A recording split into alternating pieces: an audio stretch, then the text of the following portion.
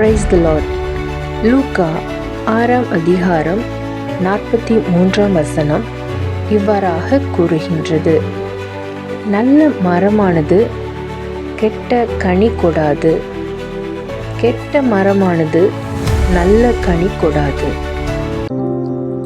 மிக நல்ல உபதேசமும் மிக நல்ல ஒழுங்குகளும் உள்ள சபை என்று அறியப்பட்ட ஒரு சபையில் ஒருவர் அங்கத்தினராக இருக்கிறார். அந்த சபையை தவிர சத்தியம் சார்ந்த சபை வேறெங்கும் தான் கண்டதில்லை என்று பலரிடம் சொல்லுவார். சரியான சத்திய போதனைகளை விரும்பும் எவரும் இந்த சபைக்கு வர வேண்டும் என்று கூறுவார்.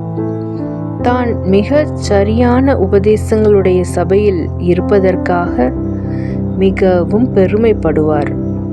அதே வேளையில் அவருடைய மனைவியோ இவரால் குடும்பத்தில் ஓயாத பிரச்சினை என்று குற்றம் சாட்டுவார். அவர் வேலை செய்யும் அலுவலகத்திலும் அதே விதமான புகார்கள் சொல்லப்படுகின்றன. மிக மிக சரியான சத்திய அடிப்படையிலான போதனைகள் உடைய சபையில் உறுப்பினராக உள்ள இவருக்கு ஏன் வீட்டிலும் அலுவலகத்திலும் சாட்சியில்லை என்பது சிலருடைய கேள்வி. ஒரு நிலம் நல்லதாக இல்லாத பட்சத்தில் அந்த நிலத்தில் எவ்வளவுதான் உரத்தை கொட்டினாலும் தண்ணீரை பாய்ச்சினாலும் அதனால் நல்ல செடிகளை முளைப்பித்து வளர்க்க முடியாது. அது எவ்வளவுதான் தண்ணீரை குடித்தாலும், எவ்வளவுதான் உரத்தை பெற்றாலும், எவ்வளவுதான் பராமரிப்பை பெற்றாலும் அதனால் முச்செடிகளையும் ஆகாத களைகளையும் தான் முளைப்பிக்க முடியும்.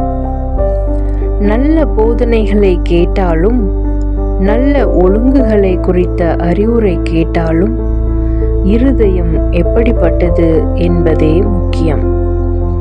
இன்னும் மனம் திரும்பாத இருதயத்தில் எவ்வளவுதான் சத்திய விதைகளை விதைத்தாலும் நல்ல விளைவு ஏற்படாது.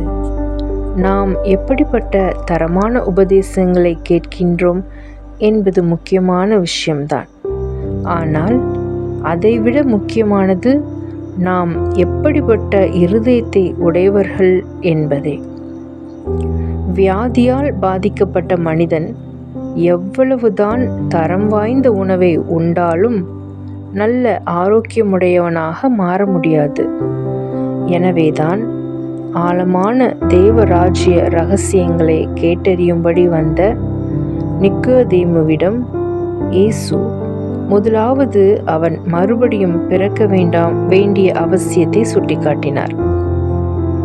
3.5 வருடம் ஆழமானதும் ஆரோக்கியமானதுமான தேவ சத்தியங்களை இயேசுவிடமிருந்து பெற்றுக்கொண்டவன்தான் யூதாஸ். ஆயினும் அவன் கேட்டின் மகனாக தொடர்ந்தானே அன்றி தேவனுடைய பிள்ளையாக வெளிப்படவில்லை. நீ கேட்கும் வார்த்தைகள் எவ்வளவு தரமானது என்பது அல்ல, கேட்கின்ற உன்னுடைய இருதயம் எவ்வளவு தரமானது என்பதே முக்கியம். ஆமென்.